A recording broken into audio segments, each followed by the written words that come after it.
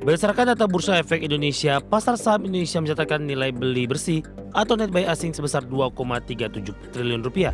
Masuknya dana asing dengan deras dalam sebulan perdagangan terakhir terjadi di tengah momentum rebalancing indeks global MSCI dan FTSE.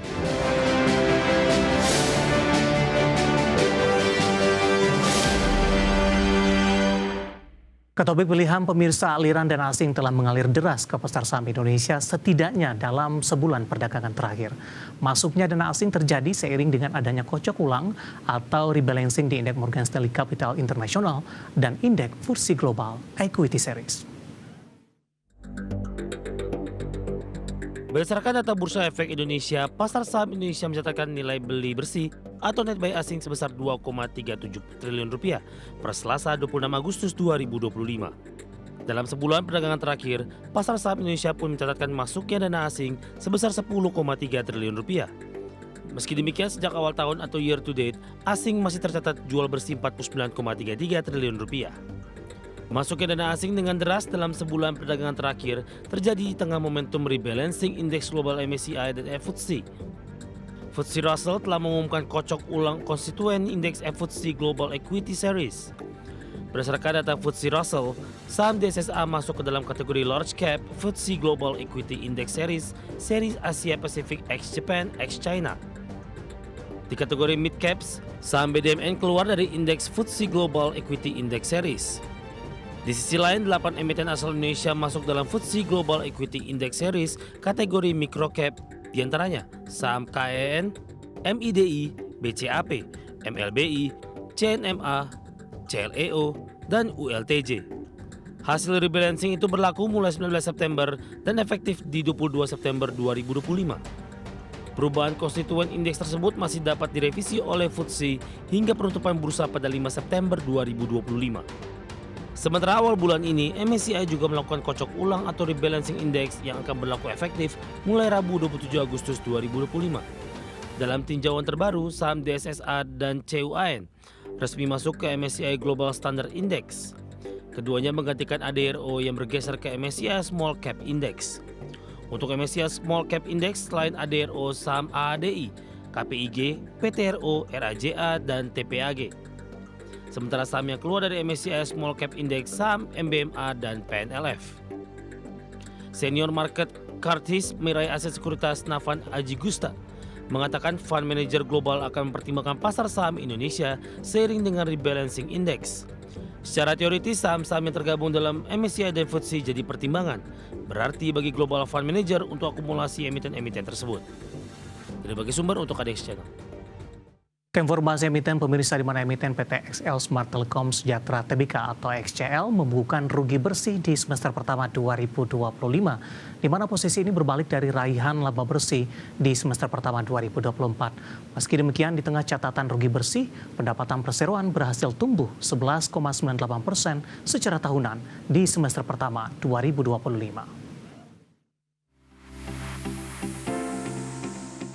Berdasarkan laporan keuangan perseroan per 30 Juni 2025 yang diaudit, PT XL Smart Telecom Sejahtera Tbk atau EXCL tercatat membukukan rugi bersih sebesar 1,22 triliun rupiah di semester 1 2025. Realisasi tersebut berbalik dari laba bersih yang tercatat di 1,02 triliun rupiah di semester 1 2024.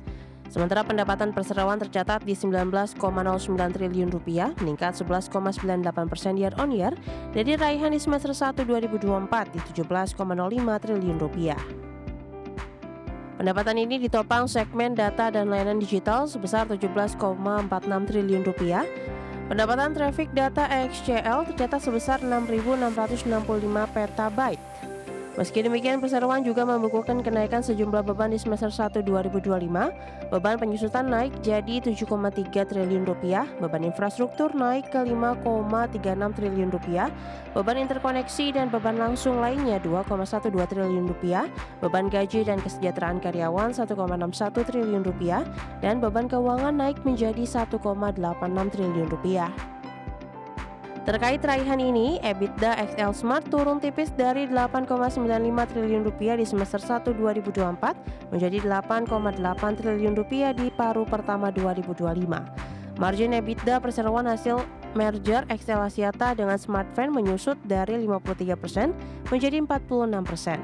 Sementara dari sisi neraca, jumlah aset mencapai 111,43 triliun rupiah per 30 Juni 2025. Di sisi lain, secara akumulasi total liabilitas dan ekuitas perseroan mencapai 114,43 triliun rupiah. Berbagai sumber, IDEX Channel.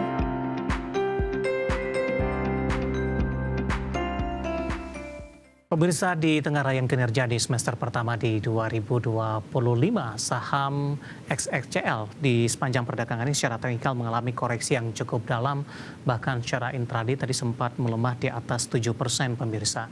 Langsung saja kita akan coba lihat ke grafis yang pertama, pergerakan saham XXCL di sepanjang perdagangan hari ini dan update jelang penutupan perdagangan di sesi kedua. Tutup di level 2.960 di perdagangan hari sebelumnya dan dibuka flat pada pagi tadi di 2.960.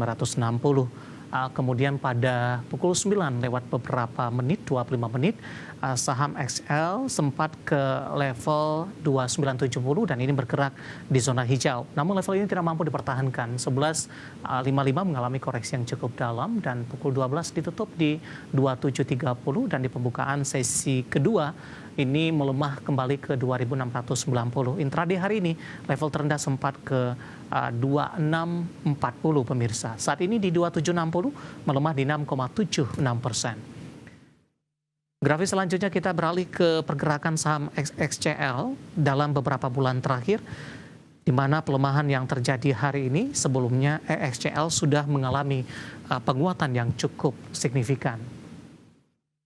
Di perdagangan 5 Maret, saham XXCL diperdagangkan di 2.270, April tertekan hingga ke 2.090, kemudian juga di Juni mengalami pelemahan ke 2180 pemirsa. Juli mencoba untuk bangkit ke 2670, 2960 dan di perdagangan hari ini pembukaan sesi kedua di 2690. Posisi dari XXCL dan 2960 merupakan intraday tertinggi di 6 bulan terakhir. Dari sisi valuasi dengan beberapa indikator yang ada pemirsa, kita akan coba lihat grafis selanjutnya. Dari posisi price to earning ratio-nya ada minus di 20,27 kali, PSR-nya di 1,30 kali, VBB-nya sudah berada di atas 1 kali, tepatnya di 1,50 kali dan PCFR di 2,84 kali. Ya, kombinasi secara fundamental, teknikal dan juga dari sisi valuasi dan semoga bisa menjadi salah satu referensi untuk Anda.